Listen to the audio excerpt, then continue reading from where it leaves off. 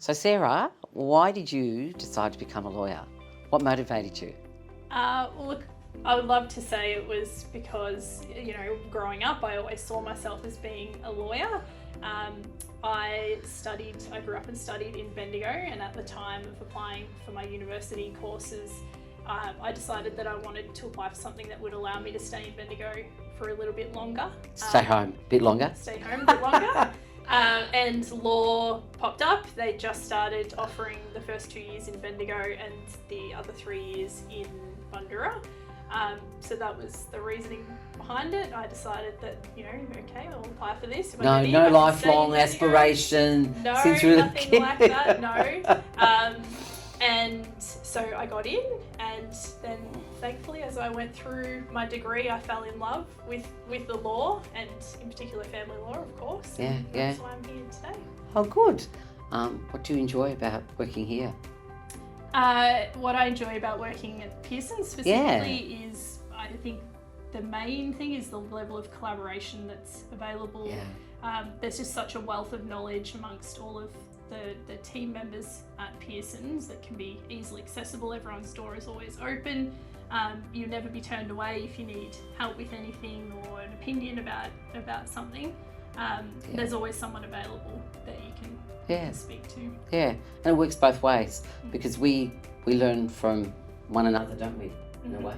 And we've all got different opinions, different strategies, come up with different ideas at different times, and it works really well. I think that helps reduce the stress as well, doesn't it? Because you don't, you don't have a problem in a case and it keeps you up at night. It doesn't keep you up at night because the minute you identify the problem, you've gone into somebody else's room and we've all collaborated on it.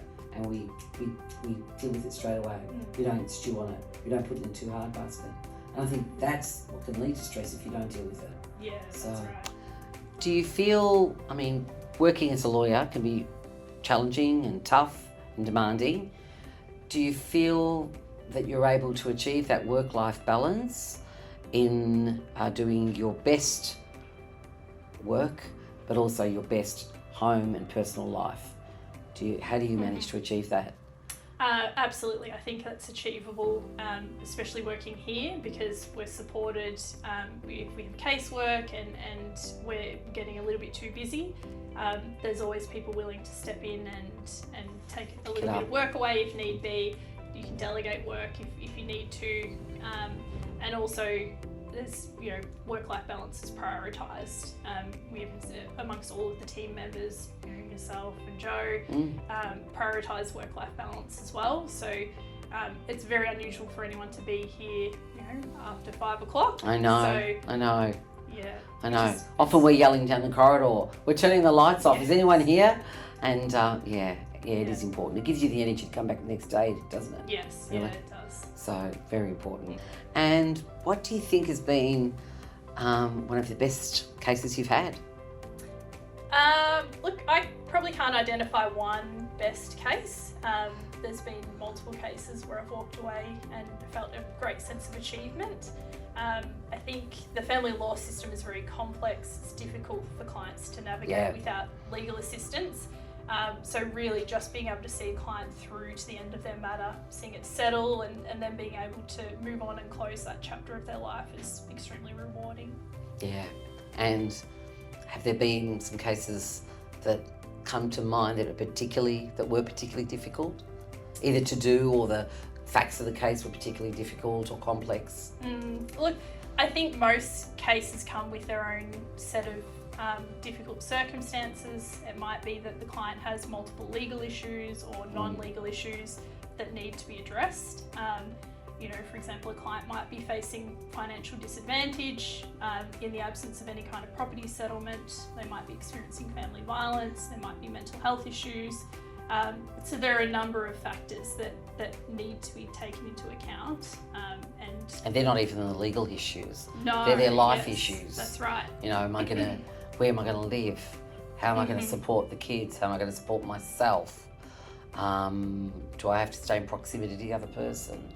All of those life questions, really. Yeah. Can I continue to work if I don't have the other parent? Yeah. Sometimes the non-legal issues can impact on someone's ability to address their legal issues. So, our Yes. role as their lawyer sometimes means that we have to assist them with their legal issues, and then also identify any other non-legal issues, and whether or not they need additional supports in place to help them navigate the family law system. Referring them to the Referring right them out, person yes, that's for right. the support in those non-legal issues. Mhm. Yeah. Do you think there are particular complexities that come to mind for you in terms of family law that at the forefront of most cases? I think if we're reflecting on parenting cases, family violence can add a degree of complexity to parenting arrangements, because of course the court wants to ensure that any arrangements in place are in the best interest of the children that are involved. With property matters, there might be family trusts, there might be businesses, companies, all sorts of things that need to be taken into account, the structure of them. Sometimes clients need to engage an accountant or financial advisor to assist them through the process as well. And we're lucky we've got access to all of that. Yes. Great team around us that we can access in terms of the professionals that we outsource to for those things.